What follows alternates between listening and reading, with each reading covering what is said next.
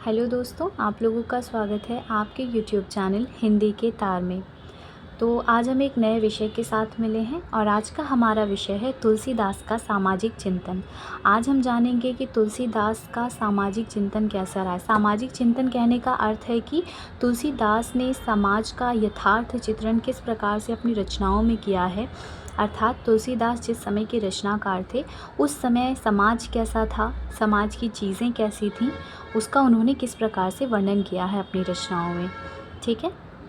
और मैंने इसको बहुत ही सरल भाषा में लिखा है और बहुत ही आसान तरीके से लिखा है। अगर आप लोग इसे 3-4 बार सुनिएगा तो मैं भरोसे के साथ कह सकती हूँ कि आपको फिर और भी कहीं से भी सुनने की पढ़ने की आवश्यकता नहीं पड़ेगी, क्योंकि आपको सुनने के बाद समझ में आ जाएगा कि तुलसी का समाज के प्रति कैसा दृष्टिकोण था। ठीक है। उन्होंने समाज की यथार्थ को किस प्रकार से अपनी रचनाओं में चित्रित किया है। और साथ ही और एक बात कहना चाहूँगी, अगर आप लोग चैनल पर नए आए हैं तो चैनल को सब्सक्राइब ज़रूर करें, इस प्रकार से नई नई वीडियोस पाने के लिए। तो आइए चलिए फिर हम शुरू करते हैं तुलसीदास का सामाजिक चिंतन। तुलसीदास भक्ति काल की राम काव्य धारा के प्रतिनिधि कवि हैं। तुलसी ने रामचरितमानस के जरिए भगवान राम की भक्ति को घर घर तक पहुंचाया है। जहां तुलसी का साहित्य भक्ति भावना जागृत करता है, वहीं सामाजिक चेतना का भी प्रसार करता है। तुलसीदास की सामाजिक और लोकवादी दृष्टि मध्यकाल के अन्य कवियों से अधिक व्यापक और गहरी है। तुलसीदास अपने काल की सामाजिक, राजनीतिक, आर्थिक स्थिति को अनदेखा नहीं करते हैं, वह उस पर भी अपनी कलम चलाते हैं। तो यहाँ पहला पैराग्राफ देखने के बाद मैं आप लोगों को बता दूं कि जब भी हम किसी प्रश्न का उत्तर लिखते हैं तो जो भी प्रश्न पूछा होता है उस प्रश्न का उत्तर लिखने से पूर्व हम लोग क्या करते हैं कि जो रचनाकार है उसके विषय में थोड़ी सी जानकारियाँ, उसका साहित्यिक परिचय क्या था वो लिखते हैं। ठीक है, आगे बढ़ते हैं। तुलसीदास उस काल से संबंध रखते हैं जो सामंती मूल्यों से ग्रस्त काल था। इस समय वर्ण व्यवस्था का कठोर प्रचलन था और नारी की स्थिति भी अच्छी नहीं थी।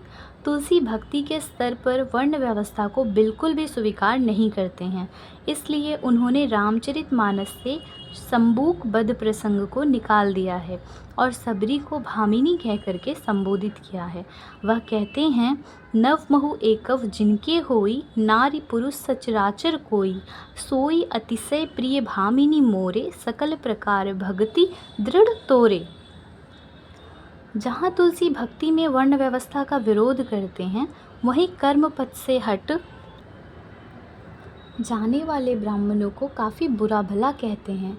जाके नख अरु जटा विशाला, सोई तापस प्रसिद्धि कलिकाला, विप्रे निर्झर लोलुप कामी, निराचार सठ वृसली स्वामी। ठीक है। तुलसीदास की नारी के प्रति भावना विवाद का विषय रही है। कुछ प्रसंगों में तुलसी ने नारी की निंदा की है। वह प्रसंग वो है जिसमें नारी को तप और निवृत्ति में बाधक बताया गया है। नारी के प्रति ऐसे निंदा वाक्य अधिकतर तुलसी के खलनायक चरित्रों द्वारा कहे गए हैं, जिनको तुलसीदास की मनोवृत्ति का तादम्य नहीं मान सकते। तुलसी नारी की विवशता, परतंत्रता पर आक्रोश व्यक्त किए हैं और परिवार में उनके लिए सुरक्षा भाव उत्पन्न करने के पक्ष में हैं। वे कहते हैं, कतविधि सृज नारी जगमाही, पराधीन सपनेहु सुख नाही। ठीक है। तुलसी अपने समय की राजनीतिक विसंगतियों की कटु आलोचना करते हैं और राजा के लिए दंड की व्यवस्था भी करते हैं। वे कहते हैं, गोढ़ गवान रिपाल मही, जमन महामहिपाल, साम न दाम न भेद कली, केवल दंड कराल।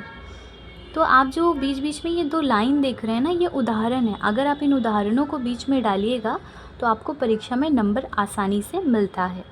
ठीक है, आगे बढ़ते हैं। तुलसी सिर्फ राजनीतिक विसंगतियों को उजागर करके ही रुक नहीं गए, उन्होंने तत्कालीन समाज की आर्थिक समस्याओं की ओर भी हमारा ध्यान आकृष्ट किया है। उन्होंने गरीबी, अकाल, बेरोजगारी की समस्याओं पर वर्णन अपनी रचनाओं में किया है। नहीं दरिद्र सम दुख जग माही, संत मिलन सम सुख जग नाही, कलिवारहि बार दुकाल पड़े, बिनु अन्न दुखी सब लोग मरें। तुलसी के युग में जनता मुगलों के शोषण और आतंक से भयभीत थी। समाज में फैली विकृतियां, विसंगतियां, नैतिक विडंबनाएं यथा ढोंग, पाखंड और कर्मकांड की जड़ता से सामाजिक संबंधों का पतन हो रहा था। भारतीय समाज रूढ़ियों और धार्मिक पीढ़ियों में जकड़ गया था। इन परिस्थितियों का तुलसी ने डटकर सामना किया और राम जैसे मर्यादित चरित्र से समाज की चेतना को आलोकित किया। तुलसी ने जिस समाज की कल्पना की थी उसे उजागर करते हुए डॉक्टर राजपल दीक्षित ने लिखा है कि तुलसी का सारा प्रयास जनता जनार्दन के मानस परिष्कार के लिए था। वह जिस समाज की परिकल्पना करके चले वह स्वार्थ, त्याग और बलिदान सिखाने वाला था, और उन्होंने जिस राज्य की भावना की थी वह लोक साधना के लिए राज्य, सुख, राग आदि सबको न्यौछावर कर देने वाला था। उन्होंने राजा और प्रजा के लिए जो आदर्श रखा था वह संक्षेप में प्राचीन वर्ण व्यवस्था का पुनरुज्जीवक और राम राज्य का प्रस्थापक था। धर्म से विमुख लोग यदि सुख की आकांक्षा रखते हैं तो वह असंभव है। आज लोगों में अहम भाव इतना अधिक घर कर गया है कि वे अपने आप को सबसे ऊपर समझते हुए दूसरों को कोई भाव नहीं देते। इस कलयुग में लोग बहन बेटी की मर्यादा तक को भूल गए हैं। लघु जीवन संवतु पंचदशा कल्पांत न नास गुमानु असा कलिकाल बिहाल किए मनुजा नहीं मानत क्यों अनुजा तनुजा। ठीक है, कहीं भी संतोष और शीतलता नहीं है। सबके भीतर ईर्ष्या, अहंकार, कठोर वाणी, लालच ने घर कर लिया है।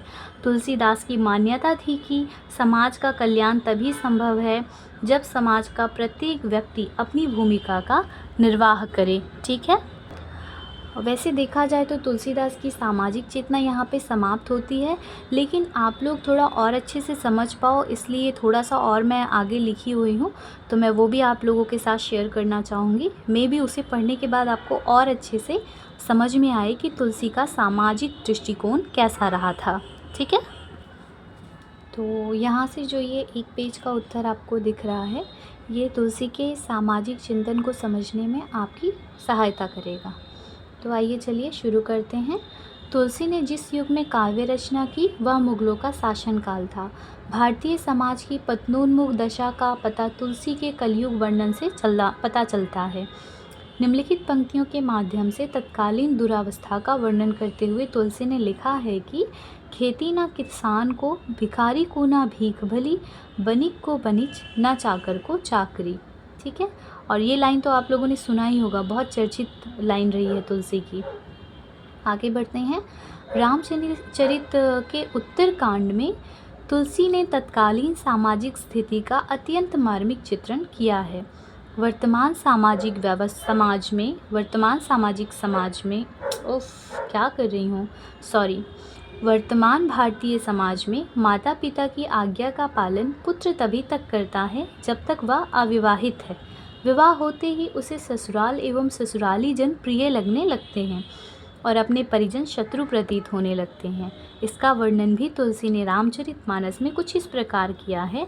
सुत माने ही मातु पिता तबलों, अबलापन दीख नहीं जबलों, ससुरारी पियारी लगी जबतें, रिपुरूप कुटुंब भर तबतें। ठीक है, तुलसी ने रामचरितमानस में कलयुग का वर्णन करते हुए तत्कालीन सामाजिक सांस्कृतिक परिस्थितियों का यथार्थ वर्णन किया है। तुलसी ने राम राज्य की परिकल्पना करते हुए आदर्श शासन व्यवस्था का प्रारूप प्रस्तुत किया है। तुलसी की मान्यता रही है कि आदर्श राजा की स्थिति बिल्कुल मुख के समान होनी चाहिए। उदाहरण क्या है? मुखिया मुख सो चाहिए, खान पान में एक, पालई पोसई सकल अंग, तुलसी सहित विवेक। ठीक, अब जैसा कि मैंने आप लोगों से कहा कि एक उत्तर में कोटेशन बहुत इम्पॉर्टेंट होता है, तो यहाँ पर एक कोटेशन है जिसको आप निष्कर्ष में डाल सकते हो। रामचंद्र शुक्ल का कथन है कि धर्म के इतने स्वरूपों की योजना, हृदय की इतनी उदात्त वृत्तियों की एक साथ उद्भावना तुलसी के ही विशाल मानस में संभव थी। तो इस प्रकार से हम लोग देखते हैं कि जो तुलसीदास का सामाजिक चिंतन है वो यहाँ पे समाप्त होता है और बहुत ही सहज मैंने लिखा है, उदाहरण भी बहुत सहज है, बहुत ही सहजता से आप लोगों को याद हो जाएगी और मैं आशा करती हूँ कि आप लोगों को समझ में आए। और अगर मुझसे कहीं भूल चूक हुई हो तो मैं उसके लिए भी आप लोगों से माफ़ी मांगती हूँ। मिलूँगी इसके साथ अपनी नेक्स्ट वीडियो में नेक्स्ट डे। Thank you.